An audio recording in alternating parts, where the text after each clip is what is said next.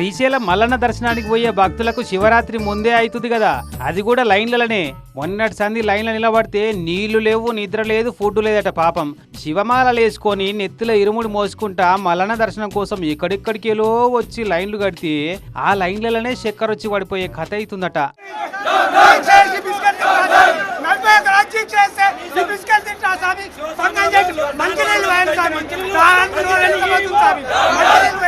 తాగ నీళ్ళు ఇచ్చేటోళ్ళు లేరు, డబ్బున దర్శనం చేసుకుని బయటపడే ఛాన్సు లేదు.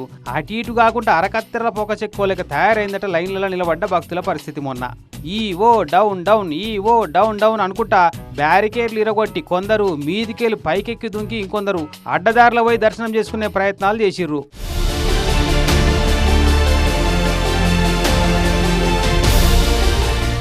ఇంకొందరు మాలలు వేసుకున్న భక్తులేమో గుడి ముంగట్నే కూర్చొని ధర్నాకు దిగిరు. గిట్లా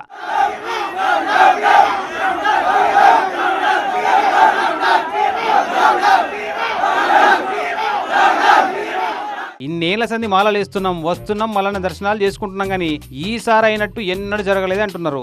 మరి ఎందుకు ఇట్లా అవుతుంది అని అంటే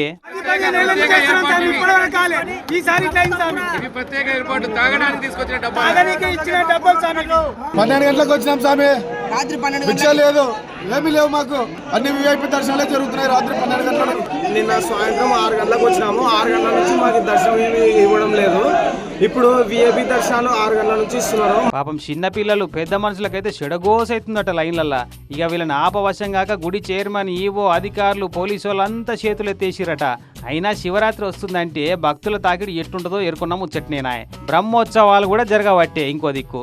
ఇటువంటి టైంలో ఏర్పాట్లు ఎంత మంచిగా ఉండాలి ఏం కథ, అది కూడా తెలియకుంటే ఎందుకు ఈ పాలక కమిటీ ఉన్నట్టు అని మస్తు గరమైతున్నారు భక్తులు.